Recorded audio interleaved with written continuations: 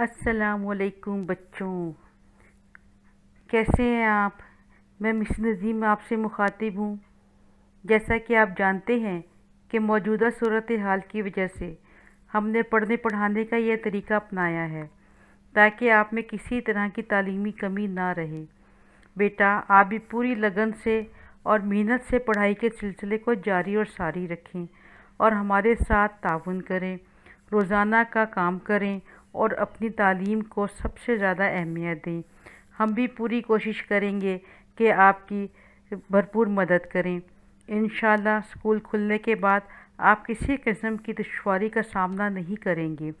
अल्लाह आपको ढेरों कामयाबियाँ दे और अपनी हिफाजत में रखे, आमीन। चलें पढ़ाई का सिलसिला शुरू करते हैं।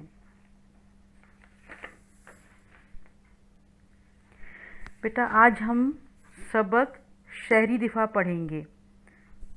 शहरी दिफा में हमें जो बताया गया है, इसमें हमें इब्तदाई तिब्बी इमदाद की ज़रूरत और अहमियत के बारे में बताया है ताकि हमारे अंदर ज़ख्मियों की और मुतासरा लोगों की इमदाद का जज्बा पैदा हो।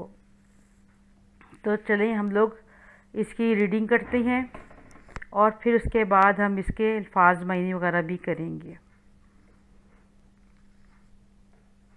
ध्यान से बेटा, ये बहुत आसान चैप्टर है, कोई मुश्किल नहीं है और बहुत अच्छा चैप्टर है। इसके आप लोगों को बहुत सी मालूमात इसमें हासिल होंगी कि आपको अगर कोई शख्स कोई एमरजेंसी हो जाए, कोई नागहानी हालात पैदा हो जाए, तो आपने किस तरह किसी की मदद करनी है।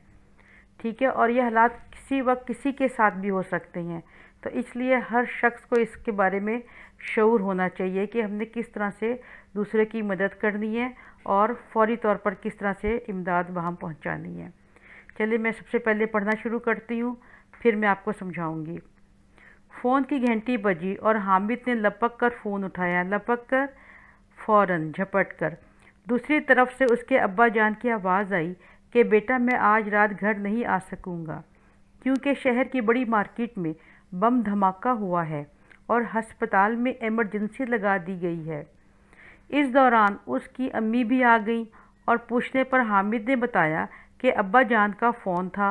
वो कह रहे थे कि बम धमाके की वजह से हस्पताल में इमरजेंसी लगी हुई है, जिसकी वजह से वो रात को घर नहीं आ सकेंगे। हामिद ने सोचा कि धमाका करने वाले किस कदर जालिम लोग हैं, खामखा बेगुनाह शहरियों को हलाक कर रहे हैं। उसने अम्मी से पूछा, ये कौन लोग हैं और ऐसा क्यों करते हैं। अम्मी जान ने उसे बताया, बेटा, ये मुल्क और कौम के दुश्मन हैं। ये नहीं चाहते कि हमारा मुल्क तरक्की की राह पर गामजन हो और खुशहाल बने। उसके बाद अम्मी ने हामिद को अपने बिस्तर पर जाने के लिए कहा क्योंकि रात हो चुकी थी। बेटा, लपक कर, फौरी तौर पर, फ़ौरन, जल्दी से, और आगे कोई मुश्किल लफ्ज़ उसका है एमरजेंसी। एमरजेंसी का मतलब होता है कि कोई हंगामी हालत हो, तो उस वक्त ये चीज़ अस्पतालों में मुख्तलिफ़ जगहों पर भी लगाई जाती है कि जहाँ पे लोग अपनी तमाम मुलाजमीन जो होते हैं वो अपनी ड्यूटी पर मौजूद होते हैं और वो कहीं जा नहीं सकते। और इसके बाद आ गया है खामखा बिलावजह हलाक कर रहे हैं, मार रहे हैं। उसकी अम्मी ने, अच्छा, फिर उसके बाद है तरक्की की राह पर गामजन। गामजन का मतलब होता है आगे बढ़ना, तरक्की की राह पर चलना, यानी कि आगे तरक्की करना। और खुशहाल होना, खुशहाल का मतलब होता है आसूदा हाल होना। इसके बाद हामिद ने, अच्छा, इस पैराग्राफ में हमें बता रहे हैं कि जब फ़ोन की घंटी बजी तो हामिद के अब्बू का वो फ़ोन था, उन्होंने फ़ोन किया और उन्होंने बताया कि शहर की बड़ी मार्केट में एक बम धमाका हुआ है और उनके हस्पताल में इमरजेंसी लगी हुई है। उसके वालिद क्योंकि डॉक्टर थे, इस वजह से वो अब घर रात को नहीं आएंगे। तो हामिद ने अपनी अम्मी को भी ये बात बताई और फिर उसने पूछा, अपनी अम्मी से पूछा कि आखिर ये कौन लोग हैं जो कि लोगों को, बेगुनाह लोगों को मार रहे हैं। तो उसकी अम्मी ने बताया कि बेटा, ये लोग जो है हमारे मुल्क के दुश्मन हैं, ये नहीं चाहते कि हमारा मुल्क तरक्की करे और खुशहाल हो। तो इसके बाद फिर उन्होंने जब ये बात बताई तो उसके बाद उन्होंने हामिद से कहा कि रात बहुत हो गई है और अपने बिस्तर पर जाकर सो जाओ। हामिद चुपचाप अपने कमरे की तरफ चला गया। वो बिस्तर पर लेट तो गया मगर उसे नींद नहीं आ रही। वो मुसलसल सोचता रहा कि ये सब क्या हो रहा है, ये कौन लोग हैं, जो चंद सिक्कों के इवज़ कीमती जानों का सौदा करते हैं और मुल्क में तबाही फैलाते हैं। यही बातें सोचते सोचते हामिद सो गया। हामिद की अम्मी ने जब उसको कहा कि बिस्तर पर जाकर सो जाओ तो वो चला गया, लेकिन वो सोचता रहा कि आखिर कौन लोग हैं जो इतने जालिम हैं और सिर्फ थोड़े से पैसों के लिए वो इतनी कीमती जानें हैं उनका सौदा कर लेते हैं, लोगों को मार देते हैं और मुल्क में तबाही फैलाते हैं। और फिर यही सोचते सोचते हामिद की आंख लगी और वो सो गया। दूसरे रोज़ शाम की चाय पर उसकी अब्बा जान से मुलाकात हुई। हामिद के पूछने पर उन्होंने बताया कि वो किस तरह रात भर ज़ख्मियों का ऑपरेशन और उनकी मरहम पट्टी करते रहे। हामिद ने अब्बा जान से पूछा, अब्बा जान, मैं किस तरह उन लोगों की मदद कर सकता हूँ जो बम धमाके में किसी हादसे में ज़ख्मी हो जाते हैं। अगले दिन फिर शाम की चाय के वक्त हामिद की और अब्बा जान की मुलाकात हुई तो उन्होंने फिर बताया कि रात भर उन्होंने किस तरह ज़ख्मियों का ऑपरेशन किया और उनका इलाज किया, उनकी मरहम पट्टी की। हामिद ने फिर पूछा कि अब्बा जान, कि मैं भी इन लोगों की मदद कर सकता हूँ जो बम धमाके में किसी हादसे में ज़ख्मी हो जाते हैं। तो अब्बा जान ने उसे बताया कि इसके लिए उसे इब्तदाई तिबी इमदाद की तरबियत लेना और मशक़ें करना पड़ेंगी। इब्तदाई तिबी इमदाद की तरबियत के लिए हुकूमत ने महकमा शहरी दिफा कायम कर रखा है। ये इदारा किसी भी हादसे की सूरत में ज़ख्मियों को इब्तदाई तिबी इमदाद फ़राहम करता है। शहरी दिफा के इदारे ने इब्तदाई तिबी इमदाद की तरबियत फ़राहम करने का माकूल इंतज़ाम कर रखा है। मुनासिब इंतज़ाम कर रखा है। हर सेहतमंद शख्स को रज़ाकाराना तौर पर इसकी तरबियत हासिल करनी चाहिए। फिर अब्बा हामिद ने जब कहा कि वो किसी की मदद कर सकता है तो अब्बा जान ने उसे बताया कि इसके लिए उसको कुछ तरबियत लेनी होगी और इस तरबियत को हासिल करने के लिए उसको महकमा शहरी दिफा से तरबियत लेनी होगी। ये महकमा शहरी दिफा हुकूमत ने कायम किया हुआ है जो कि लोगों को किसी भी किस्म की हादसे की सूरत में मदद फ़राहम करने की तरबियत देता है। और शहरी दिफा के अदारे ने इब्तदाई तिबी इमदाद की तरबियत लोगों को देने का बहुत अच्छा और मुनासिब इंतज़ाम किया हुआ है। हर सेहतमंद शख्स यानी कि हर शख्स को चाहिए कि वो इसकी रज़ाकाराना तौर पर तरबियत हासिल करे। रज़ाकाराना तौर पर का मतलब होता है कि जो अपनी मर्ज़ी से बग़ैर किसी मुआवजे के किसी की मदद करते हैं उसको कहते हैं रज़ाकार कहते हैं। और इस तरह से वो अपनी खुशी से दूसरों की मदद कर सकता है और इसकी तरबियत हासिल हर शख्स को करनी चाहिए।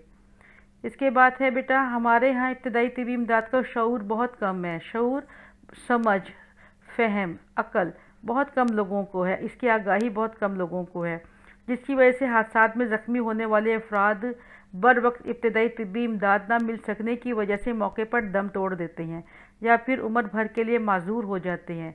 यानी कि क्योंकि लोगों में इसका इतना शऊर नहीं है, इतनी समझ नहीं है, वाकफियत नहीं है इस चीज़ से, तो इस वजह से उनको वक्त पर इब्तदाई तिब्बी इमदाद नहीं मिलती और वो मर जाते हैं या फिर वो माजूर हो जाते हैं। हमें ऐसे मौक़ों पर क्या करना चाहिए, हामिद ने पूछा। अब्बा जान बोले, पहले तो हमें ऐसे हादसात की रोकथाम के लिए अपने इर्द गिर्द पर नज़र रखनी चाहिए ताकि मुल्क का कोई दुश्मन भी इस तरह की हरकत ना कर सके। दूसरा ये कि अगर कहीं इस तरह का हादसा रूनुमा हो जाए तो हमें वहाँ जमघटा नहीं बना लेना चाहिए, इससे ज़ख्मियों की इब्तदाई तिब्बी इमदाद में रुकावट पैदा होती है। वालिद ने यह बताया कि इब्तदाई तिब्बी इमदाद का शऊर बहुत कम लोगों में है, जिसकी वजह से बहुत से, क्योंकि लोगों में इसकी समझ नहीं है और वो किसी की मदद नहीं कर सकते और बहुत से लोग जो है वो इस वजह से मर जाते हैं और या तो वो माजूर हो जाते हैं क्योंकि उनको बर वक्त इब्तदाई तिब्बी इमदाद नहीं मिलती है। और वो कह रहे हैं कि ऐसे मौक़ों पर, हामिद ने जब पूछा कि ऐसे मौक़े पर क्या करना चाहिए तो अब्बा जान ने बताया कि ऐसे मौके पर हमें सबसे पहले ये देखना चाहिए, अव्वल तो हमें ये देखना चाहिए कि हमें इर्द गिर्द नज़र रखनी चाहिए। हमें अपने दहशत गर्दों को, दूसरे इस तरह के लोग जो कि हमारे मुल्क को नुकसान पहुंचा रहे हैं उन पर नज़र रखनी चाहिए और उनकी इसकी रोकथाम करनी चाहिए। और दूसरा ये कि अगर इस तरह का कोई हादसा हो ही जाए, कोई ज़ाहिर हो जाता है, तो वहाँ पे हमें जमघटा नहीं लगाना चाहिए, यानी कि वहाँ पे हमें हजूम नहीं बना लेना चाहिए। लोग इकट्ठे हो जाते हैं, जैसे وہاں پہ نہیں ہونا چاہیے اور معذور ہو جاتے ہیں کیونکہ ان کو بر وقت ابتدائی طبی امداد نہیں ملتی ہے۔ اور وہ کہہ رہے ہیں کہ ایسے موقع پر حامد نے جب پوچھا کہ ایسے موقع پر کیا کرنا چاہیے تو ابا جان نے بتایا کہ ایسے موقع پر ہمیں سب سے پہلے یہ دیکھنا چاہیے، اول تو ہمیں یہ دیکھنا چاہیے کہ ہمیں ارد گرد نظر رکھنی چاہیے، ہمیں اپنے دہشت گردوں کو، دوسرے اس طرح کے لوگ جو کہ ہمارے ملک کو نقصان پہنچا رہے ہیں ان پر نظر رکھنی چاہیے اور ان کی اس کی روک تھام کرنی چاہیے۔ اور دوسرا یہ کہ اگر اس طرح کا کوئی حادثہ ہو ہی جائے، کوئی ظاہر ہو جاتا ہے تو وہاں پہ ہمیں جمگھٹا نہیں لگانا چاہیے، یعنی کہ وہاں پہ ہمیں ہجوم نہیں بنا لینا چاہیے، لوگ اکٹھے ہو جاتے ہیں جیسے، وہاں پہ نہیں ہونا چاہیے۔ اور زخمیوں کی ابتدائی طبی امداد میں اس طرح سے رکاوٹ پیدا ہوتی ہے اور وہ صحیح امداد نہیں پہنچ پاتی کیونکہ لوگ جو بہت اکٹھے ہو جاتے ہیں۔ ہنگامی حالت میں عمارتوں کو خالی کرنے کے لیے راستوں کا تعین لازمی کرنا چاہیے اور ان سے عام لوگوں کی آگاہی اشد ضروری ہے۔ آگ کو بجھانے والے آلات کا عمارتوں میں ہونا بے حد ضروری ہے۔ زخمیوں کو کھلی اور تازہ ہوا میں لانا چاہیے تاکہ انہیں سانس لینے میں دشواری نہ ہو۔ دھوئیں سے بے ہوش ہونے والوں کے کپڑوں کو ڈھیلا کر دینا چاہیے اور ان کے منہ پر ٹھنڈے پانی کے چھینٹے دینے چاہیے۔ اس میں بھی ہمیں یہ بتا رہے ہیں کہ اگر کوئی ہنگامی حالت ہو، کوئی ایمرجنسی ہو تو ہمیں عمارتوں کو خالی کرنے کے لیے ہمیں راستوں کا پتہ ہونا چاہیے، ہمیں مقرر کر دینی چاہیے وہ راستے، ہمیں ہر عمارت کے بارے میں پتہ ہونا چاہیے کہ عمارت کو خالی کرنے کے لیے جو باہر نکلنے کے راستے ہیں وہ کون کون سی ہیں۔ اور اس کے بعد آگ بجھانے والے آلات بھی ہر عمارت میں ہونا ضروری ہے۔ زخمیوں کو کھلی ہوا میں لانا چاہیے اور پھر تاکہ انہیں کسی قسم کی سانس لینے میں مشکل نہ ہو۔ دھوئیں سے بے ہوش ہو جاتے ہیں لوگ تو ان کے کپڑے ڈھیلے کر دینے چاہیے اور ان کے منہ پر ٹھنڈے پانی کے چھینٹے دینے چاہیے۔ اب ہے آگے، حادثے میں بعض دفعہ لوگوں کی ہڈیاں ٹوٹ جاتی ہیں۔ اگر بازو کی ہڈی ٹوٹی ہوئی ہو تو کپڑے سے ایک تکونی پٹی بنا کر بازو کو گلے میں حمائل کر دینا چاہیے۔ اس کے علاوہ لکڑی کی چھوٹی چھوٹی کھچیاں، تختیاں ٹوٹی ہوئی ہڈی کے اطراف میں رکھ کر اوپر پٹیاں لپیٹ دی جائیں تاکہ ٹوٹی ہوئی ہڈیوں کو سہارا مل جائے۔ اگر جسم کے کسی حصے سے خون بہہ رہا ہو تو کپڑے کی گدیاں ٹھنڈے پانی میں بھگو کر زخموں کے اوپر رکھی جائیں تاکہ خون کا اخراج بند ہو جائے۔ اس میں بھی بیٹا ہمیں یہ بتا رہے ہیں کہ اگر کوئی حادثہ ہو جاتا ہے، جیسے کوئی پہلے تو انہوں نے بتایا کہ ہمیں کس طرح کے حالات ہونے چاہیے، اگر آگ لگ جائے تو ہمیں کس طرح ہر چیز کا علم ہونا چاہیے۔ تو اس میں بھی اب بتایا کہ اگر کوئی ایسے حالات ہو جائیں، کوئی ایسا حادثہ ہو جائے جس میں ہڈی ٹوٹ جائے، بازو کی ہڈی ٹوٹ جائے، تو ہمیں فوری طور پر کسی کپڑے سے ایک 3 کونوں والی پٹی بنانی چاہیے اور اس کو بازو کو گلے میں لٹکا دینا چاہیے بازو کو باندھ کر، اور اس کے بعد لکڑی کی چھوٹی چھوٹی سی تختیاں بنانی چاہیے، کھچیاں بنانی چاہیے، تختیاں سی بنانی چاہیے اور وہ ہڈی کے ہر طرف اس کو لپیٹ دینا چاہیے، اس کو پٹی کو یعنی کہ اس کھچیوں کو تختیوں کو لپیٹ دینا چاہیے اور اس پر پٹی باندھ دینی چاہیے تاکہ ٹوٹی ہوئی ہڈی کو سہارا مل جائے۔ اگر جسم کے کسی حصے سے خون بہت بہہ رہا ہے تو ٹھنڈے پانی کے کپڑے سے ہمیں اس جگہ کو دھونا چاہیے اور پھر وہ تاکہ خون کا زیادہ اخراج نہ ہو، زیادہ خون باہر نہ نکلے۔ پھر آگے بتا رہے ہیں، اگر کسی کے کپڑوں کو آگ لگ جائے تو دونوں ہاتھوں سے چہرے کو ڈھانپ لے اور زمین پر لوٹنا شروع کر دے۔ اگر کوئی دوسرا آدمی پاس ہو تو فوراً جلنے والے کے جسم پر کمبل، رضائی، خیز، دری یا کوئی موٹا کپڑا ڈال دے اور اسے زمین پر لوٹانا شروع کر دے۔ آگ والے شخص کو بھاگنا نہیں چاہیے ورنہ اس سے آگ اور زیادہ بھڑک اٹھے گی۔ اس میں یہ بتایا کہ اگر کسی کے کپڑوں کو آگ لگ جائے تو کیا کرنا چاہیے۔ اس میں بتایا کہ سب سے پہلے تو اس شخص کو چاہیے کہ اپنے ہاتھوں سے اپنے چہرے کو ڈھانپ لے اور پھر زمین پر لیٹ جائے، زمین پر لوٹنا شروع کر دے، اور اگر اس کے پاس کوئی دوسرا شخص ہو تو اسے چاہیے کہ کوئی موٹا کپڑا جیسے کوئی کمبل ہو، رضائی ہو، خیز ہو، دری ہو، کوئی چیز اس کے اوپر ڈال دے اور اس کو زمین پر لوٹانا شروع کر دے۔ اور دوسری چیز یہ کہ بیٹا آگ جس شخص کو لگی ہو نا، اس شخص کو بھاگنا بالکل نہیں چاہیے، اس سے آگ اور زیادہ بھڑک جاتی ہے اور زیادہ بڑھ جاتی ہے۔ پھر بتا رہے ہیں، حامد نے پوچھا، بجان اگر کوئی پانی میں ڈوب جائے تو اس کو ابتدائی طبی امداد کس طرح دی جاتی ہے؟ ابا جان نے بتایا کہ اگر کوئی پانی میں ڈوب جائے تو سب سے پہلے اس شخص کو الٹا لٹا کر اس کے جسم سے پانی نکالا جائے، اس کے بعد اسے سیدھا لٹا کر مصنوعی طریقے سے اس کی سانس بحال کی جائے۔ پھر حامد کے پوچھنے پر ابا جان نے بتایا کہ پانی میں جب کوئی ڈوب جاتا ہے تو اس کو باہر نکال دیں، اس کو پھر الٹا کر دیں، الٹا کر کے اس کے پیٹ کو دبائیں تو اس کے منہ سے پانی نکلے، تاکہ جو اس کے پیٹ میں پانی بھرا ہوا ہے، اور اس کے بعد اس کو سیدھا کر کے اس کو مصنوعی طریقے سے، غیر قدرتی طریقے سے اس کو سانس دینی چاہیے، تاکہ اس کو سانس بحال ہو جائے، اس کا سانس چلنا شروع ہو جائے۔ تو پھر اس کے بعد بتایا کہ اگر کسی کو سانپ نے ڈس لیا ہو تو جہاں سانپ نے کاٹا ہے اس جگہ سے 4-5 انچ اوپر جس طرف سے خون آ رہا ہو رسی یا کپڑے وغیرہ کو کس کر باندھ دیں۔ سانپ کے زہر کو فوراً کسی بلیڈ وغیرہ سے کھرچ کر نکال دیں۔ متاثرہ جگہ کو صابن اور پانی سے دھوئیں اور مریض کو وقت ضائع کیے بغیر فوراً ہسپتال پہنچائیں۔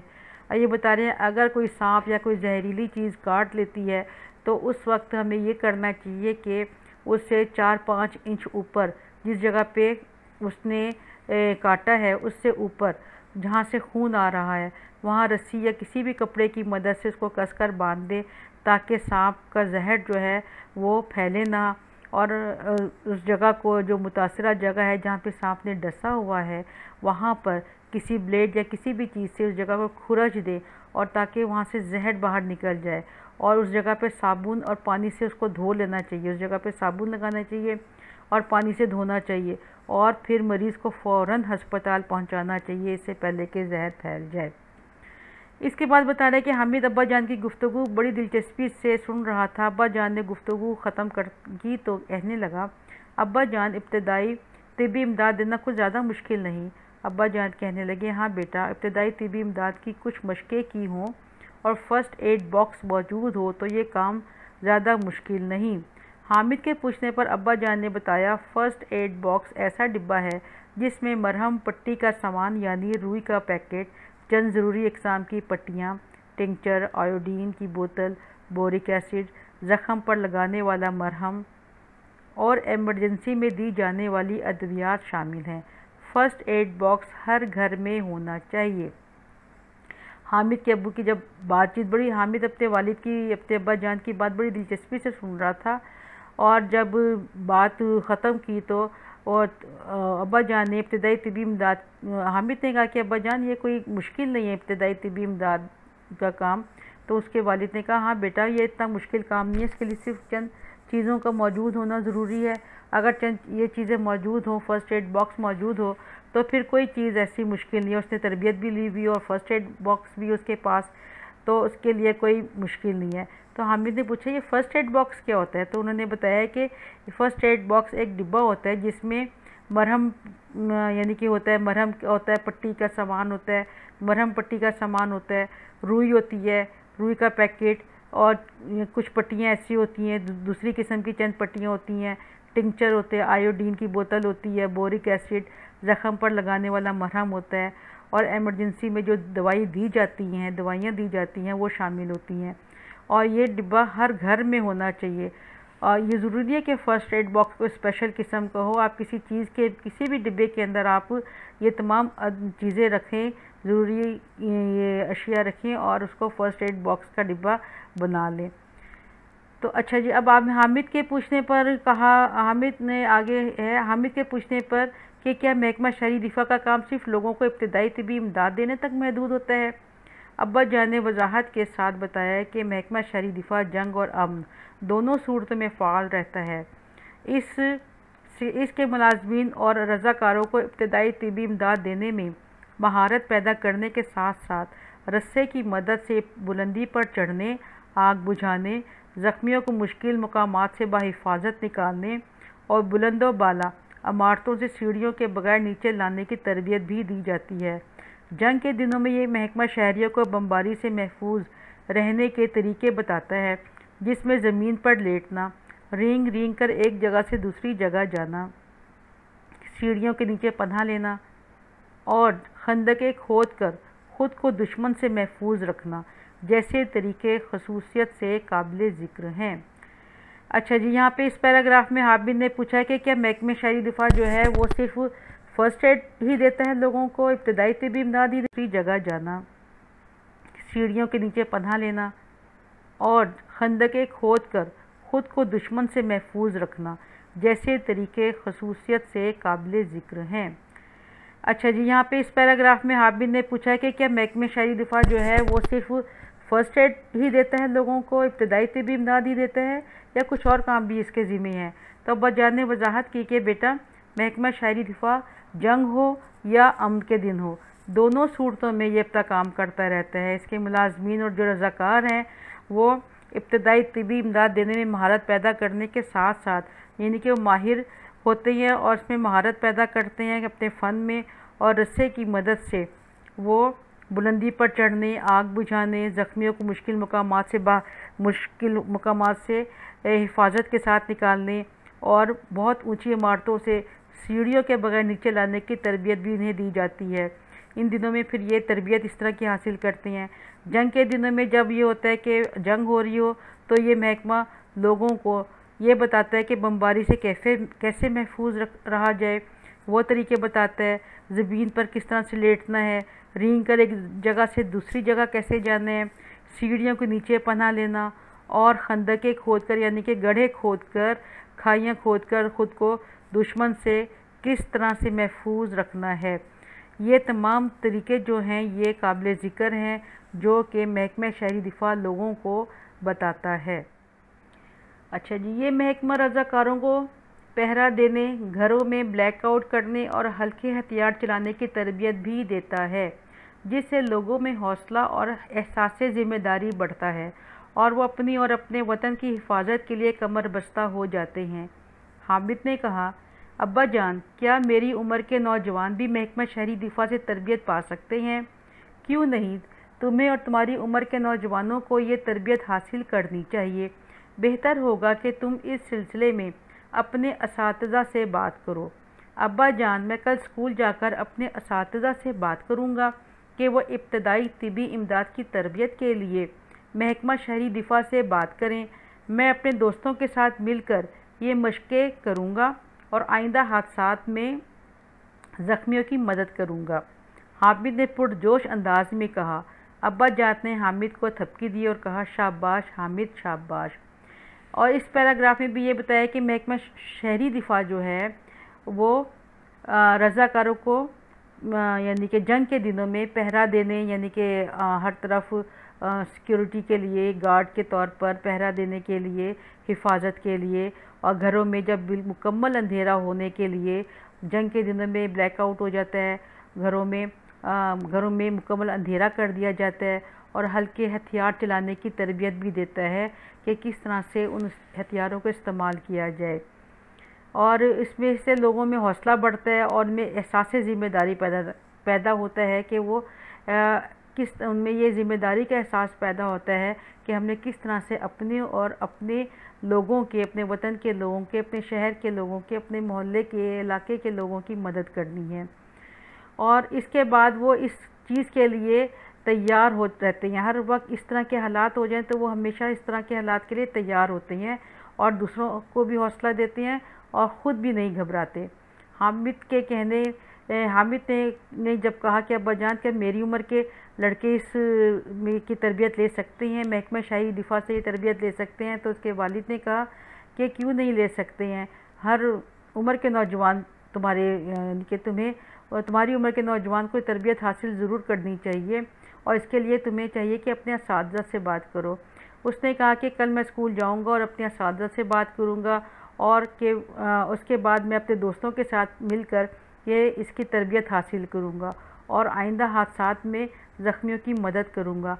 हामिद का ये जोश और जज्बा देखकर उसके वालिद बहुत खुश हुए और उन्होंने प्यार से हामिद को थपकी दी और कहा, शाबाश हामिद, शाबाश। बेटा, ये सबक शहरी दिफा के अल्फाज मायनी है जो मैं आपको पढ़ के सुनाती हूँ, ये आपने याद भी करने हैं और लिखने भी हैं। लपक कर, झपट कर, तेज़ी से, खामखा, बिला वजह, हलाक, मारना, गामजन चलना, राह, रास्ता, खामोशी से, चुपचाप, मुसलसल, लगातार, इवज़, بدلے میں معاوضہ، حادثہ، ایکسیڈنٹ، اچانک، انوکھی بات۔ ابتدائی طبی امداد، وہ علاج جو مریض کو فوری طور پر دیا جائے۔ فراہم کرنا، دینا، معقول، مناسب، معذور، جسمانی یا ذہنی نقص، اپاہج، رضاکار، اپنی مرضی سے بغیر معاوضے کے کام کرنے والا۔ رونما، ظاہر ایمرجنسی، ہنگامی حالت۔ جمگھٹا، ہجوم، بھیڑ یعنی کہ بھیڑ کو بھی کہتے ہیں۔ تعین، مقرر، آگاہی، واقفیت، شعور۔ اشد ضروری، بہت ضروری۔ آلات، اوزار، ہتھیار۔ دشواری، مشکل۔